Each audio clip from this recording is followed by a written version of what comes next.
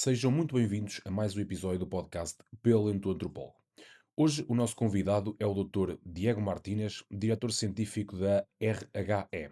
É engenheiro florestal e doutorado em antropologia, com percurso marcado pela investigação em conhecimentos ecológicos, tradicionais e também cartografia socioambiental.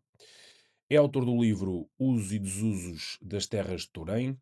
Foi distinguido com o Prémio Vicente Risco de Ciências Sociais, onde explora os sistemas agrários tradicionais das terras do Barroso.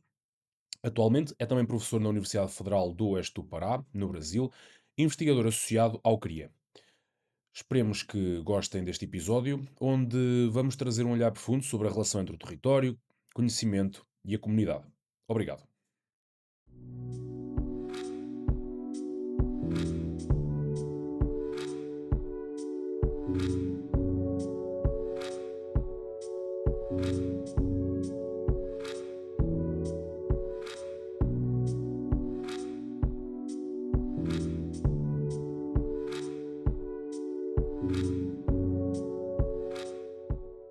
Agora, portanto, queremos agradecer ao Diego por estar aqui presente nesta tarde para conversar connosco. E então, para começar, gostaríamos de pedir uma pequena introdução, ou seja, contar-nos um pouco sobre a sua história, quem é o Diego, porque esta área específica, porque a antropologia e todas as outras em que está envolvido. Se houve algum momento ou experiência marcante que o tenha trazido até esta área e contar um bocadinho o foco que tem ao trabalhar com a antropologia. Bom, em primeiro lugar, agradecer pelo espaço, né? Muito bom poder, não é usual, né? A gente poder falar das nossas trajetórias, acho que isso é uma coisa muito interessante. Então, meu nome é Diego Amoedo Martínez, sou galego e a minha formação é na engenharia florestal. Eu fiz a graduação aqui na Universidade de Vigo, no campus de Pontevedra. Eu estou falando desde a Galícia, desde uma aldeia, né, do Conselho de Pontareas. E eu fiz a graduação na engenharia florestal, fiz um estágio Erasmus na República Tcheca. E depois de terminar os meus estudos, comecei a trabalhar como engenheiro e no ano 2008 eu recebi um convite da Agência Espanhola de Cooperação Internacional e Desenvolvimento para trabalhar durante 9 meses no Paraguai, num programa, não era um projeto, era um programa da ECID para toda a América Latina e o Caribe, que chamava Araucária 21. E aí era um programa de gestão de unidades de conservação na América Latina. E aí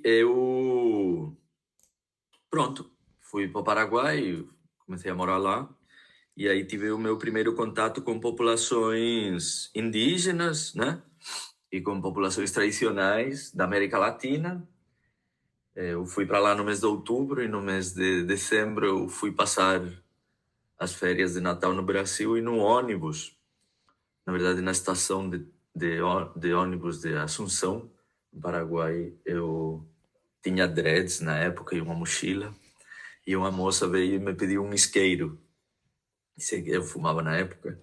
E aí ela é uma grande amiga, está agora na Universidade do Minho como postdoc, pesquisadora da FCT. E ela estudava com um grupo indígena do Paraguai, o Saché, que eu tinha, era o livro que eu estava lendo, porque o meu coordenador do projeto, né, me tinha passado a tese do Pierre Clastres, né, sobre o Saché. E a gente foi conversando e ela estudava, fazia doutorado na Unicamp. E foi assim, eu terminei passando o Réveillon com ela na Unicamp e conhecendo a Universidade Estadual de Campinas. E a partir daí passei a frequentar, né, do Paraguai, eu ia para lá. E recebi uma acolhida muito interessante por parte dos antropólogos, estudantes de mestrado e doutorado, que estavam lá. E falaram, nossa, seria muito interessante, você não quer fazer um projeto para antropologia? E aí eu fiz, e então desde 2009 que eu estou vinculado com antropologia por esse acaso, assim. E qual é A experiência até agora positiva? Sim, claro. Agora a antropologia é a minha vida, né? Tipo, a forma.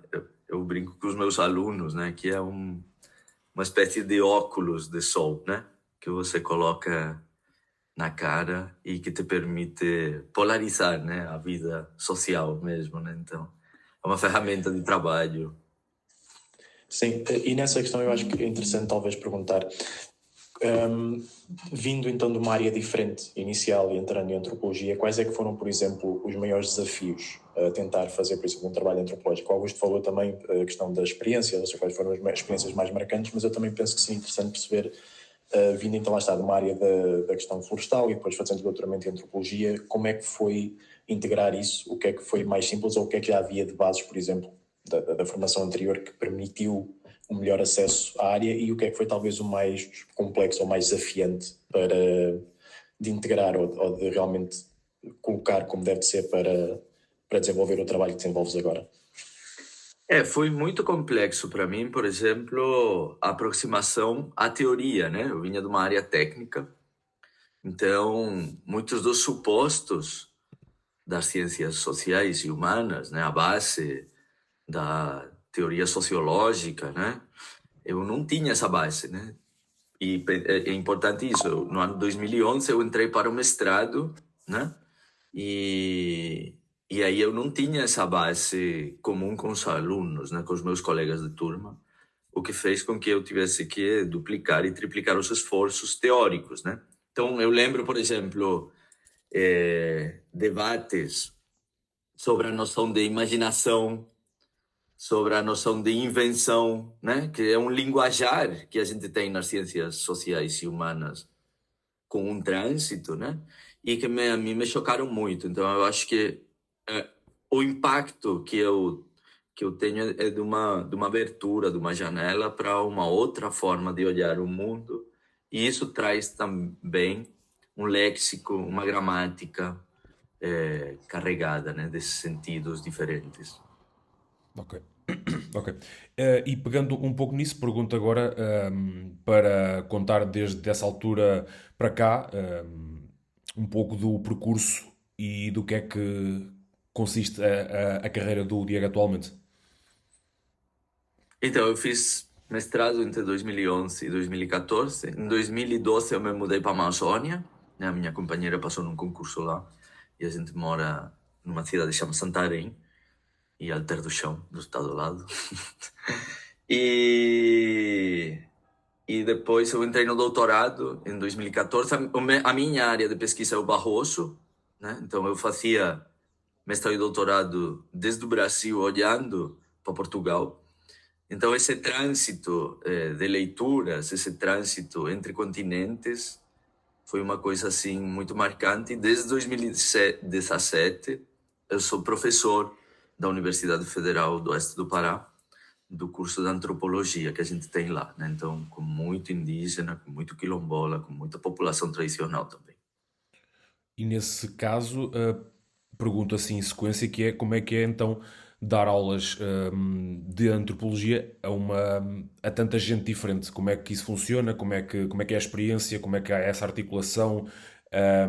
Que tipo de trabalho de campo acabas por integrar no ensino das aulas? Como é que é todo esse processo? Não, é fascinante, porque é uma forma de você integrar a disciplina à sua vida, né? Então, quando você tem sentado na mesa em frente, né, enquanto um aluno, um indígena ou um quilombola, até pensar em alunos que não foram letrados no português, né? É um desafio muito grande, mas eu acho que a disciplina antropológica, ela parte desse pressuposto da alteridade, o qual faz tão relevante o papel de repassar, digamos que uma formação teórica, como ser capaz de enxergar-se você mesmo nessa situação de diferente, né? Então, é muito um diálogo e esse é o desafio que a gente tem dentro da sala de aula, que é justamente que essas pessoas tragam a sua experiência para dialogarmos, né, sobre o contexto, por exemplo, teórico que a gente esteja debatendo, né? Uhum. E como é que isso tem evoluído ao longo dos anos? Ou seja, obviamente vamos vendo mudanças geracionais, mudanças de comportamentos também. Como é que isso tem evoluído ao longo dos anos? Para quem está a dar aulas, como é que funciona essa evolução? A política pública institucional é completamente diferente do que a gente tem aqui. Só para vocês terem uma ideia, há uns 8 meses atrás, uma aluna nossa, né, que foi aluna do curso de antropologia, ela passou a formar parte do quadro docente da instituição, né? Então, eu acho que isso muda radicalmente o cenário político, né, das ciências sociais e das universidades. Quando os seus alunos começam a ser seus colegas, né, é que alguma coisa de boa a gente está fazendo também, né? Formados fora, né, Sim, no claro. caso. Nesse caso, qual é que seria o melhor conselho que se poderia dar a um aluno da antropologia agora, que está agora a começar ou que está agora numa fase de transição entre o final da carreira de estudante para a carreira profissional? O que é que seria o melhor conselho que se lhe poderia dar? Situado aonde? Porque essa é outra questão, né? O Brasil é um lugar que tem campo de trabalho para antropólogos, né? Eu não tenho certeza em Portugal se a gente tem, né? Sim, aqui é sempre muito complexo de perceber essa questão. É sempre. Ora, nós neste momento, como até já discutimos várias vezes, não há bem uma ligação ainda fora do contexto académico ao que é a antropologia e à realização de trabalhos muito extensos nessa área. Nós aqui somos muito mais eh, ao nível académico na carreira. Aí acredito que seja um pouco diferente. Sim, no Brasil é completamente diferente, né? A área de trabalho é muito maior. A implicação, ainda que Portugal, né? E tem uma questão muito interessante, por exemplo, através da importância que tem, né, o patrimônio cultural imaterial enquanto uma política pública concreta. E aí eu acho que é uma área de atuação muito relevante. Tem havido debates, né? Eu lembro o professor Humberto Martins da UTAD, né? Quando ele tensiona, por exemplo, as políticas ambientalistas do Estado português e coloca num artigo dele um desafio que eu gostaria de ver um antropólogo à frente de um parque nacional, um parque natural, né? Eu acho que é essa a premissa, né? Eu acho que isso a gente tem muito no Brasil, né? O que está colocado por parte do Estado ou das políticas, ele precisa também ser repensado, né? E no Brasil, esse tipo de, digamos que, exercícios de estanqueidade das coisas que estão paradas não existe, porque tudo está sendo disputado. Então, eu acho que é muito interessante. A gente vê que tem muito campo de trabalho, né? Enquanto antropólogos, a gente enxerga a realidade e fala, meu, tem aí atuações que a gente poderia fazer, mas a gente ainda não encontrou as vias de conseguir tensionar ou mostrar, de fato, tudo o que a gente consegue fazer com a nossa olhada, né, teórica. E pegando um pouco nisso, perguntaria agora, olhando para essas diferenças, existe alguma hipótese no futuro haver mais sinergias e mais ligações entre profissionais portugueses e brasileiros, fazerem espécie de intercâmbios, trabalhos de lá para cá, de cá para lá, para que este mundo cresça mais, ou isso é algo utópico neste momento? Não, acho que é uma realidade que está acontecendo. Quando a gente pega o quadro de pesquisadores do ICS, vê muitos deles formados no Brasil. Quando a gente pega o quadro de professores, por exemplo, da Unicamp, está a Susana Durão lá, né? Então, esse trânsito da lusofonia, né? Ele existe, né? Até com a Galícia, né? Existe um trânsito muito grande, uma participação, a ABA, né? A Associação Brasileira de Antropologia sempre está nas jornadas da abertura do Congresso da APA, a gente da APA está no Congresso da ABA. Então, eu acho que tem a nível institucional, né, das associações, um trânsito e um conhecimento mútuo que tem que ser reforçado também para que a gente consiga continuar caminhando, né? E se olharmos para fora desse nível mais institucional e mais académico e olhando mais para o meio prático e para o meio mais aplicado, isso também existe? Aí eu não tenho tanta certeza, porque eu acho que é muito difícil. Por exemplo, eu imagino um antropólogo português. Por exemplo, a gente tem um caso como a Susana Matos Viegas, né? Ela assumiu fazer um laudo de delimitação de uma terra indígena no sul da Bahia, né? Do Tupinambá. Mas a esse nível de trabalhos mais técnicos que a gente faz no Brasil, eu não sei até que ponto a formação teórica e acadêmica que se dá em Portugal habilitaria as pessoas. Acho que a competência eu não tenho dúvida. Agora, entender a forma como ou os resultados que se esperam com esse tipo de políticas, eu acho que implicaria numa imersão também por parte do antropólogo nessa outra realidade, né? Sim. Que é muito complexa. Sim, daí eu perguntar há bocado como é que isso poderia ser feito para poder quase que existir, sei lá, talvez até uma questão de antropólogos portugueses irem estagiar, entre aspas, para o Brasil para aprender um pouco sobre a cultura, brasileiros virem para cá aprender também um pouco para poder começar a haver mais cooperação nesses trabalhos e para ambos poderem perceber melhor um pouco aquilo que o outro lado faz. Não sei se isso seria algo que poderia ser feito para melhorar isso. Sim, eu acho que o estatuto disciplinar é muito importante, né? A gente tem que pensar que, por exemplo, na formulação da Constituinte brasileira, a antropologia foi uma disciplina presente e ela é uma disciplina presente até hoje na formulação de políticas públicas, né? A gente está, né, debatendo o tempo inteiro questões territoriais, questões fundiárias, né? Questão de direitos, né? E eu acho que esses são debates que poderiam ser muito bem aproveitados aqui, né? De como é que... Eu acho que aí a gente perde muito para a sociologia, perde muito para a geografia, que são disciplinas que estão muito mais... A arqueologia, né? E eu acho que no Brasil a gente tem um status mais relevante do que a gente tem em Portugal, né? Com certeza esse trânsito de entender melhor também que é ou até onde pode ir a antropologia, né? Que também nos vem muito como uma disciplina veicular, né? Claro, sem dúvida. Sim, e nessa questão, lá está, como disseste, que no Brasil a visão é totalmente diferente, ou o espaço que a antropologia ocupa é diferente, por exemplo, como vês aqui, questões de geografia ou da sociologia, quais é que eram os passos, ou quais é que seriam, por exemplo, algo que poderia ser feito, ou que tu viste a ser feito no Brasil, ou que consideras que foi feito lá, que poderia ajudar a ganhar esse espaço, ou pelo menos aproximar a antropologia do espaço que pode ter cá em Portugal? Qual é que seria alguma medida ou algo que pode ser feito, seja pela academia, pelos profissionais?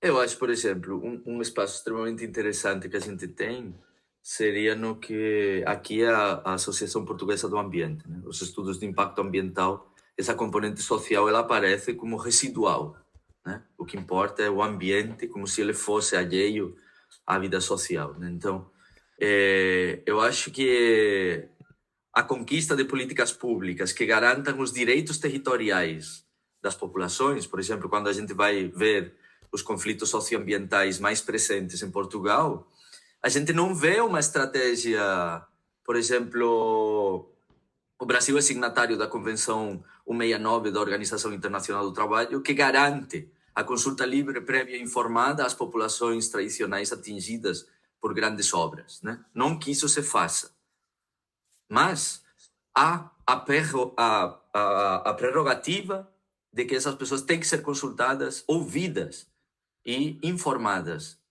Então, isso não acontece aqui, né? Então, eu acho que os direitos territoriais, os direitos ambientais, o status do conhecimento tradicional, popular, sei lá, não científico, como a gente quiser chamar, né? Eu acho que é uma coisa que a gente precisa ainda conquistar. A gente é muito colonizado pela modernidade, né? E esses exercícios de conhecimento vernacular, eles continuam presentes, mas é como se eles não fossem relevantes se retirados apenas desse pequeno reduto que é o patrimônio cultural e material. Ok. Então, e também pegando um pouco nessa reflexão, diria que posso perguntar agora, na tua opinião, qual é que é o papel que a antropologia pode ter, devia ter e que tem atualmente na sociedade? Então, eu acho que é o exercício de colocar em cima do papel a diversidade de leituras, de interpretações, de formas de existência, de formas de entender o mundo, né? E que elas não podem ser aplainadas por uma lente do capital, não podem ser aplainadas por uma lente do extrativismo, e estão, né? Ou seja, havendo parâmetros economicistas que amparem, né, o interesse de uma grande obra, dificilmente a gente consegue parar ela, porque as práticas ancestrais continuam vivas, né? Então, eu acho que esse é o grande, é a nossa grande contribuição. Sim. E isso pode contribuir para, ou devia contribuir para mudanças políticas e sociais, e como? Não, isso com certeza é um aporte para a mudança estrutural que reconheça múltiplas formas de existência. Então, eu acho que o debate no mundo contemporâneo que a gente vive, ele é muito pouco valorizado, e é esse o nosso trabalho, colocar, né, a importância da diversidade per se, né, não em face a um outro, não, mas é mostrar essa multiplicidade de leituras, de comportamentos e de entendimentos que são válidos por si, não como um argumento jurídico, não como um argumento legal, não como um argumento apenas economicista, mas enquanto modos de pensamento, né, diferentes. Ok. Olhando também agora um pouco para aquilo que temos, para aquilo como que está a acontecer nos dias que correm, eu pergunto-lhe como é que como é que estas tecnologias digitais e mesmo as redes sociais estão a afetar a maneira como se faz a antropologia e como se produz o conhecimento antropológico? Então, a antropologia é um conhecimento dinâmico, né? Então, é incorporado enquanto uma ferramenta a mais. É uma forma de democratização também, né? Eu acho que a possibilidade de que, se a gente comparar com a antropologia feita 20 anos atrás e a que é feita agora, né? O acesso a câmeras, o acesso a gravadores, o acesso através de um celular, né? De um telefone a uma gravadora, né? É coisas que democratizam muito a possibilidade e o acesso, né? E eu acho que enquanto antropólogos, né, que dialoga sempre com a história, a marca que essas tecnologias vão deixar, a gente deixa para interpretações futuras, né, num outro momento, mas que elas são importantes, eu não tenho a menor dúvida. E existe alguma prática ou alguma tecnologia emergente que esteja a mudar a forma como os antropólogos realizam os seus estudos ou trabalhos? Obviamente vamos aqui se Então, calhar pegar sempre na inteligência artificial, como é óbvio, acho que acaba sempre por ser o mais normal nos dias que correm, mas pronto, queria perceber qual é que é a tua visão nisso. eu acho que a maior, ia falar, bom, posso falar, a maior praga que a gente tem é o produtivismo sem conteúdo, né? Esse excesso de produção sem reflexão, muitas das vezes, eu acho que é o maior problema que a gente tem, né? Então, eu não colocaria tanto peso na inteligência artificial e muito mais responsabilidade no produtivismo irracional completamente, e defendendo aí uma forma de fazer ciência muito mais pausada, muito mais calma e com mais reflexões do que a gente está vendo, né? Isso também não terá a ver com o facto de hoje em dia se querer tudo extremamente rápido e não haver tempo para maturar ideias? Com certeza, né? Os programas de mestrado, os programas de doutoramento, né? Não sei, eu fiz mestrado 3 anos, né? Doutorado 5 anos. Já é muito pouco se comparado com os nossos referentes, né? Os meus professores faziam mestrados de 6 anos, doutorados de 10, né? Então, é óbvio que a gente... E a hiperespecialização também, né? A gente está vendo isso. As pessoas antes liam muita filosofia, liam muitas outras áreas. Hoje, raramente, numa sala de aula, a gente encontra, por exemplo, pessoas que estão interessadas, pois, nos estudos de gênero ou nos estudos da internet, né? Uma espécie de uma hiperespecialização que a gente também estimula, né? Dentro das universidades, né? Como se a gente não conseguisse discutir tudo que está dentro da antropologia. Então, essa necessidade de recortar, né? Mas, peraí, você é da antropologia rural, ou da antropologia urbana, ou do gênero, ou, né? Sim. Então, E isso, no meio disso tudo, quando estás a dar aulas, integras alguma nova tecnologia ou ainda é tudo muito mais analógico, digamos assim? é um desafio, né? Integrar as tecnologias, por essa questão da falta de tempo também para as pessoas entenderem, né? Eu acho que até onde elas vão e elas facilitam. Então,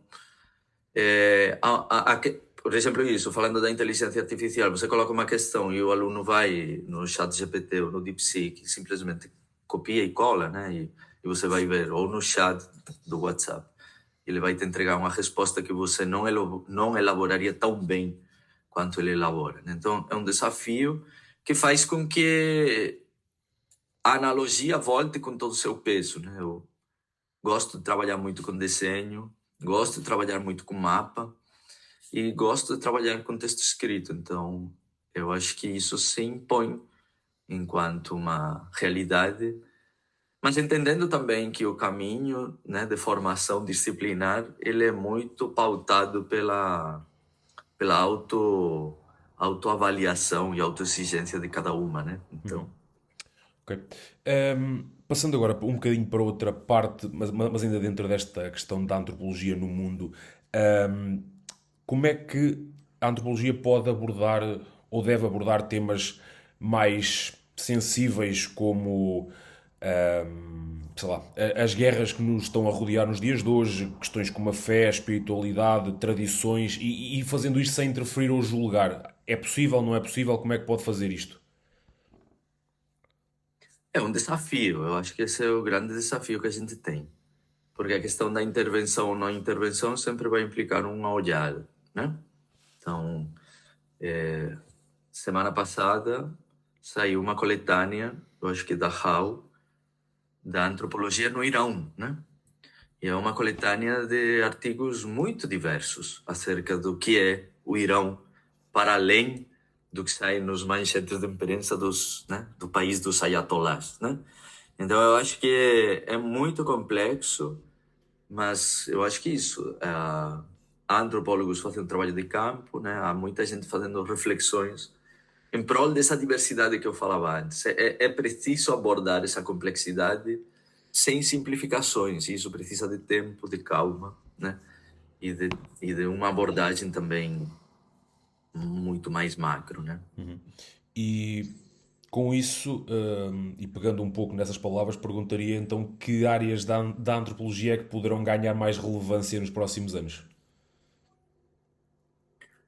Eu acho que eu gosto de usar aquele texto do Edmund Leach, né? Repensando a antropologia, né?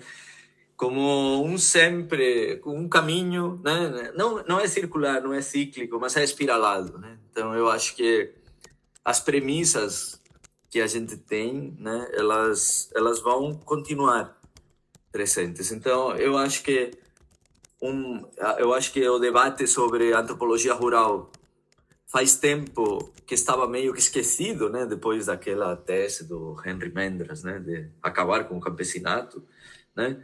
E agora, com a questão do pastoreio, com a questão do abandono das terras, com a questão das neoruralidades, ele emerge com a vivacidade que parecia que não conseguiria, né? Então, eu acho que a antropologia, enquanto uma disciplina, e aí sim que eu reforçaria isso, né?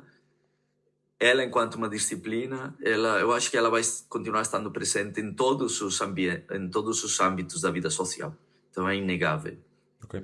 E em relação a isto e ao público que não conhece tão bem a área, a disciplina, ou mesmo muitos que não sabem da existência dela, como é que estas pessoas se podem envolver mais com a antropologia nos dias que correm e como fazer essa disseminação para que seja realmente algo mais conhecido e algo mais falado? E se perceba a importância dela também. Eu acho que a gente precisa duvidar do que a gente tem certeza. Então, se a gente não duvida, é muito difícil, mas eu animo as pessoas a olharem à sua volta e desconfiar de que não sabem, sei lá, na conversa com seus pais, com a sua companheira, com a sua avó, né, em lugar de achar que já sabe o que ela está falando ou não, ou sobre o que ela vai falar, mas colocar questões de forma crítica, muito tranquila, né? E duvidar do que a gente sabe mesmo. Falar, bom, será que a gente sabe, né, alguma coisa? Então, eu acho que isso é o que motiva, esse é o motor, eu acho que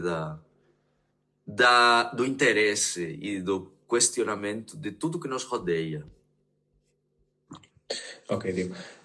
Agora falando também de um tema, pronto, dentro dessa ideia de como é que podemos trazer a antropologia para falar um bocado e disseminar, falando sempre um bocadinho do teu trabalho com o Júlio, por exemplo, como é que tem sido esse trabalho, porque tal como nós, vocês também têm feito um bocado esse esforço de tentar aplicar e trazer a antropologia para fora e tentar comunicar, seja com câmaras, com associações, portanto, falar um bocadinho dessa experiência, como é que tem sido trazer a antropologia para lá da academia também.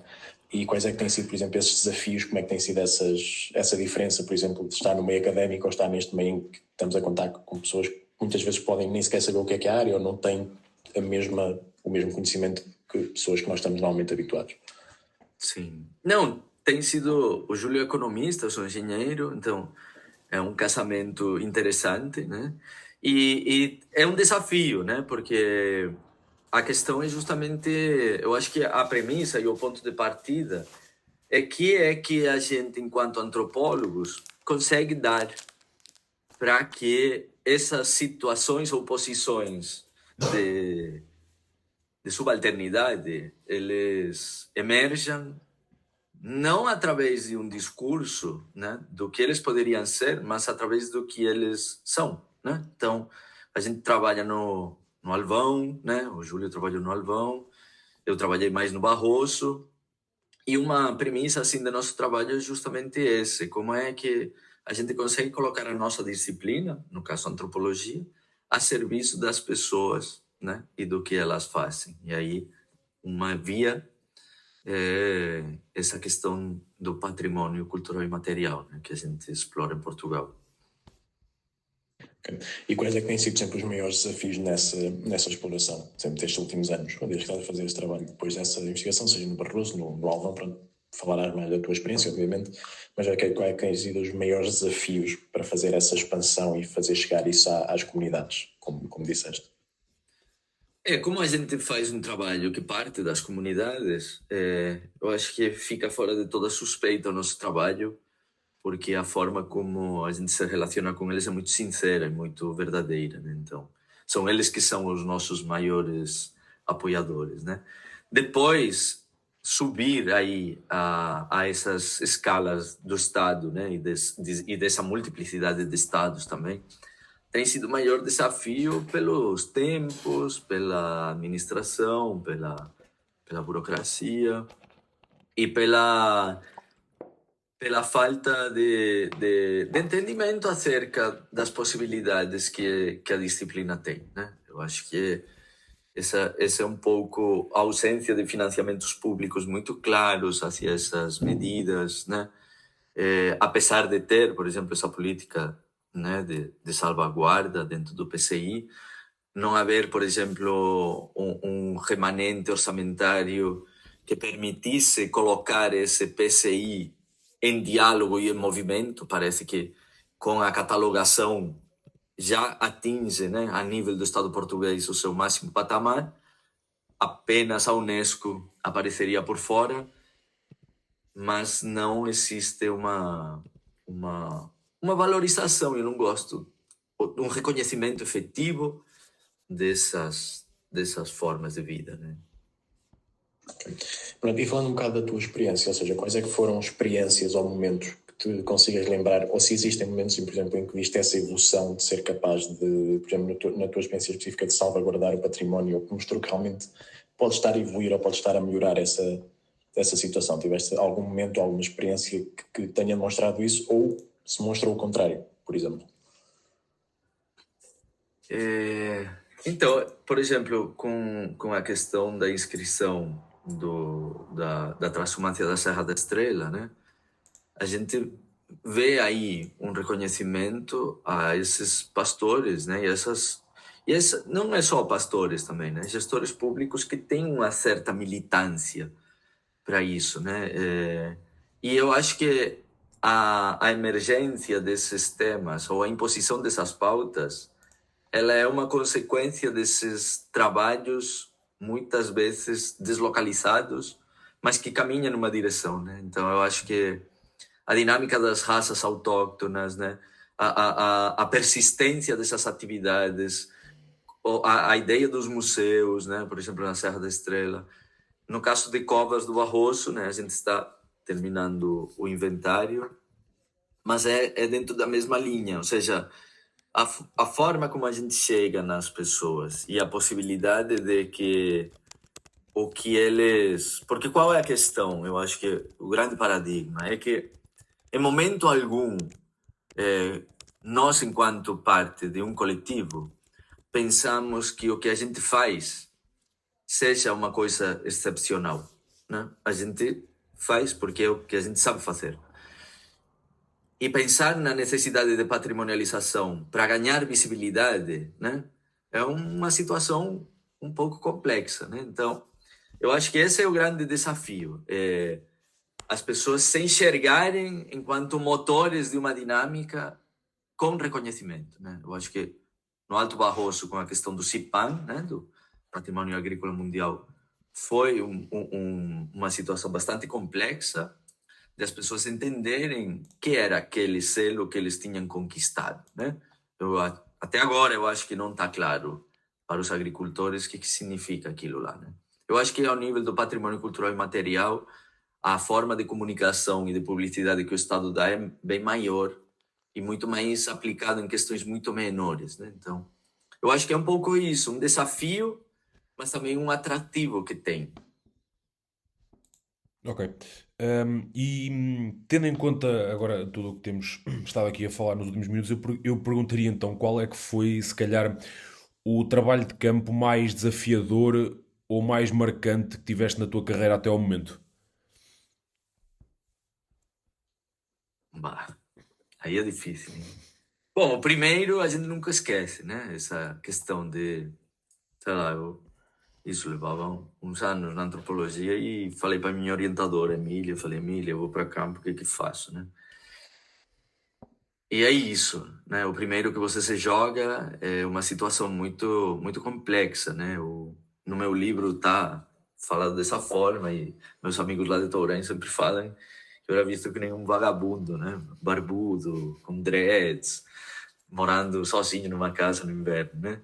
Mas acho que depois muitos, né? Porque, por exemplo, quando foi o coronavírus, quando saiu em março de 2020, eu estava a 2 dias e meio de barco da cidade mais próxima, no meio da Amazônia. Então eu não sabia nem como iria voltar para casa. A situação de Covas do Barroso não é fácil, né? Ou seja, você vê que laços familiares se quebram por uma posição política a favor ou contra uma mina. É uma situação muito delicada. E participar de processos de autodemarcação de uma terra indígena não é fácil no Brasil. Trabalhar com 28 ameaçados de morte, ter eles na sua casa às vezes não é fácil. Então eu acho que é uma descoberta, mas é isso, eu acho que é o cotidiano de nossas vidas, né? Quando a gente se dedica a isso, que ele é o cotidiano que nos surpreende e que nos engaja a querer fazer cada vez mais campo, né? E houve algum momento mais caricato, mais fora da caixa que te lembres desses trabalhos? E que possas contar, claro. Então, sim, tem muitos, né? Por exemplo, tem uma mulher em Tourém que chamava Gracinda, né? E ela me teve um dia na rua, mês de fevereiro de 2012. Me teve 40 minutos na rua, chovendo, com frio danado. E ela assim, numa janelinha no alto, e falou comigo 40 minutos. Aí falei, bom, acho que consegui um interlocutor. Aí falei, dona Gracinda, se a senhora me permitir, eu volto amanhã. E ela falou, não volta não, que eu não converso nunca mais com você. Falei, caralho. Anos depois ela me pediu desculpa desculpas e falou, não, é que você, todo mundo falava mal de você, que você era uma pessoa que veio aqui morar para a aldeia, olha como você anda vestido. Eu tenho certeza que sua avó não gosta de como você anda vestido, não sei o quê. Mas é isso, muitas... Até o descobrimento da antropologia, né? Eu fiz trabalho de campo onde o Humberto fez trabalho de campo, né? Então, foi muito engraçado como as pessoas, durante 20 dias, ninguém conversou comigo. E depois, por um acaso, eles chegaram e falaram, mas peraí, você está falando de antropologia, antropologia, antropologia. Antropologia não foi o que o Humberto fez aqui? Eu falei, claro, sim, é a mesma coisa. Ah, então a gente já sabe o que você quer saber. A partir daí, era histórias de velhos, tirar fotografia e fazer algumas gravações, como o Humberto tinha feito, né? Então tem que construir para desconstruir e reconstruir. Foi muito divertido, assim. Mas é todo assim. Ok, ótimo. E quais é que são então os desafios de aplicar métodos etnográficos e trabalho de campo em ambientes tão diferentes como, lá está, passar de meios rurais ou para meios mais corporativos ou para meios mais governamentais? Quais é que são os grandes desafios que se encontram nessa passagem entre espaços? Então, eu acho que é o desafio, né, que Arturo Escobar coloca num texto lá dos direitos territoriais, né, da ontologia política, né? Que a gente não pode reduzir o nosso campo, né? A gente não pode reduzir o trabalho de campo aos parâmetros, por exemplo, legais do próprio Estado ou do sistema judiciário. A gente tem que defender o campo, tem que defender os conceitos, como os nossos interlocutores colocam, e tem que defender esses protocolos, né? Por como eles são, não por como o Estado Democrático de Direito pensou que deveria atuar, por exemplo, a Agência Portuguesa do Ambiente. Então, eu acho que esse é o maior desafio. A gente, num linguajar teórico ou técnico científico, a gente pode falar de 1000 conceitos, mas é importante que as pessoas entendam que quando as pessoas estão falando de que eles agradecem, por exemplo, a terra depois dela produzir, é isso que eles estão querendo falar. E não é o uso para milho ou para feno ou para centeio. É o agradecimento, o elemento central. E o agradecimento, né? E a sensibilidade, as emoções estão completamente retiradas do mundo técnico, né? Do mundo científico. Então a gente precisa conquistar esse direito de fala da forma como os nossos interlocutores nos colocam.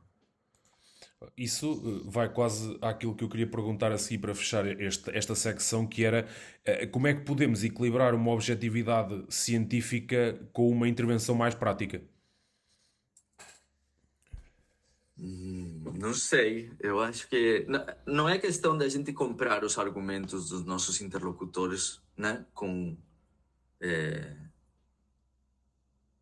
estricto senso da forma que eles nos falam, porque a gente sabe que a vida é muito mais complexa do que falar, né? Mas eu acho que a gente precisa estar atento. Eu acho que a gente tem que estar muito posicionado do lado das pautas. Por exemplo, das pautas que os nossos interlocutores continuam.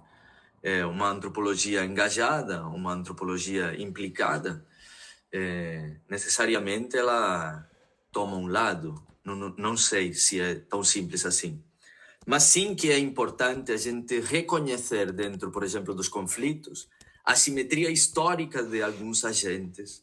E eu acho que esse é o nosso papel, né? Estar, né, do lado de pessoas que, historicamente ou estruturalmente, nunca foram reconhecidas como agentes dos processos.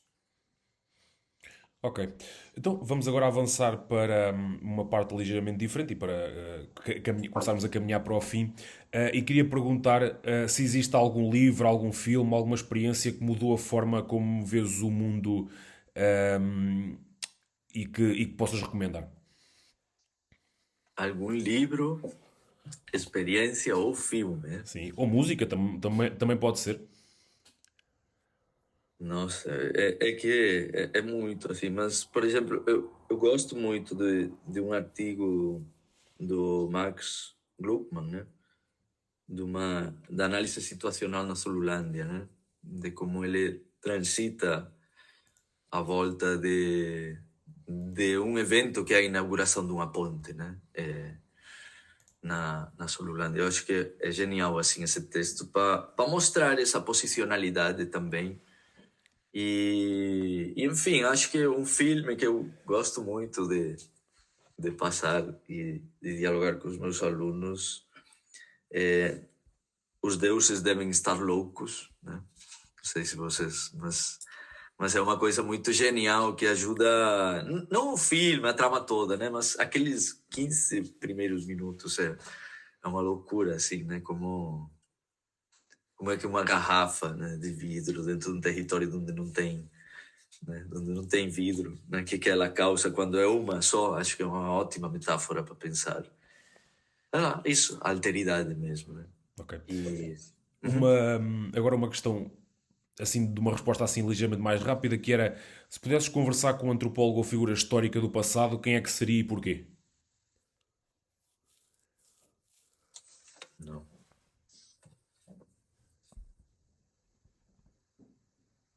Eu acho que gostaria de conversar com o Evan Spritzer, porque aquela passagem dele no Bruxaria Oráculos do Sassande, né?